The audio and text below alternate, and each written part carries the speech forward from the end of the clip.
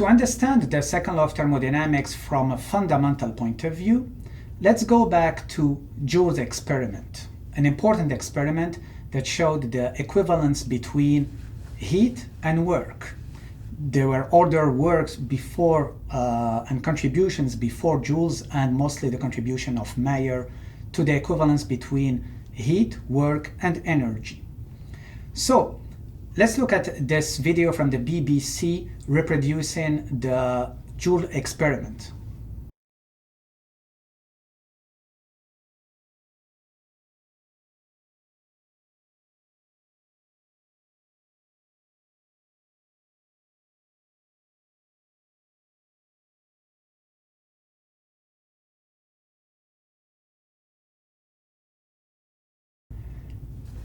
In this experiment, what you can see that the weights are going down.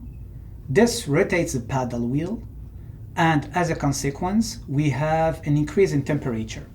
Now, if we look at the water and we consider the water as a system, this is a closed system, so we can apply the first law of thermodynamics.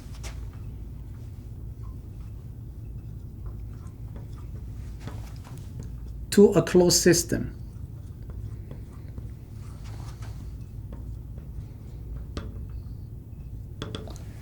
So in this case, what do we know? We know that the variation of the energy of our system is simply equal to heat, Q, minus work. This work represents the work of the weights falling down. So in the case of Joule experiment, what we have done, we provided work to the system, and this was equal, or this gave us Q minus delta E of the system. Meaning that we successfully converted work into a change in energy of the system, or a change in temperature, and heat, if basically the process is not adiabatic. So here what we are showing is that we manage to convert work into heat or variation in energy of our system, which is fine.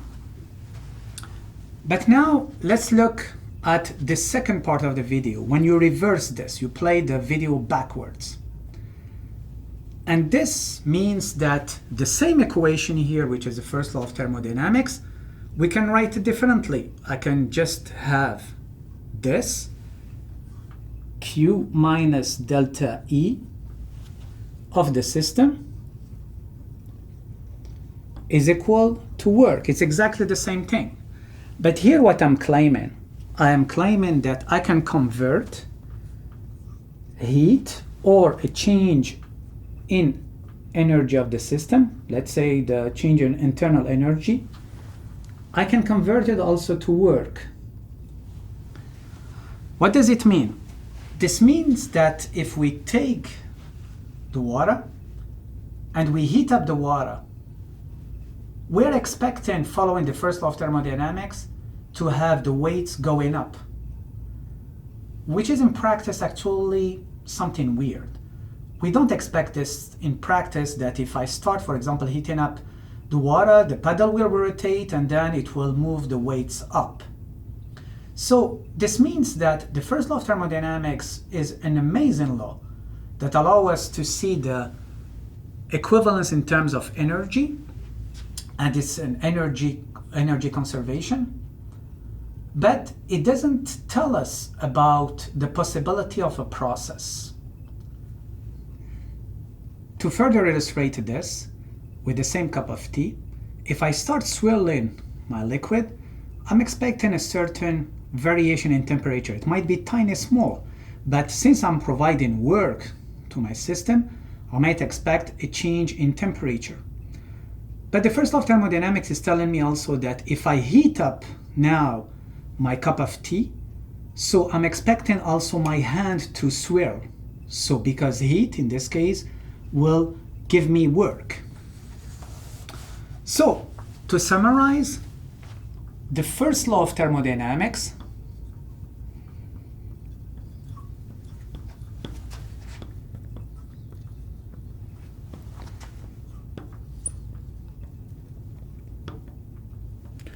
is a simple representation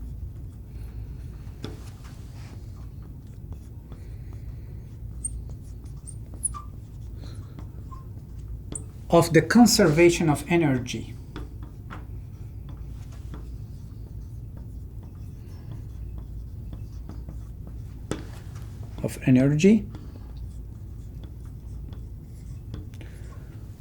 without, this is the main important word, any restriction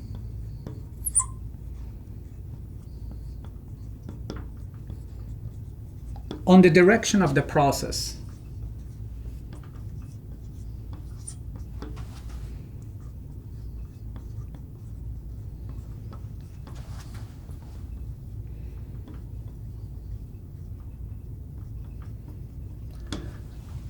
So this means that the world governed by the first law of thermodynamics is symmetric. You can go one way, you can go the other way, there is no problem. And all this because in our first law of thermodynamics, it's equal, we have an equal sign, okay? So heat can give you work, but work can give you heat. Now, to clean up a bit this set of processes and identify the ones that are possible in real life and the ones that are not possible, the first law of thermodynamics is not enough. And there is a need for a second law of thermodynamics.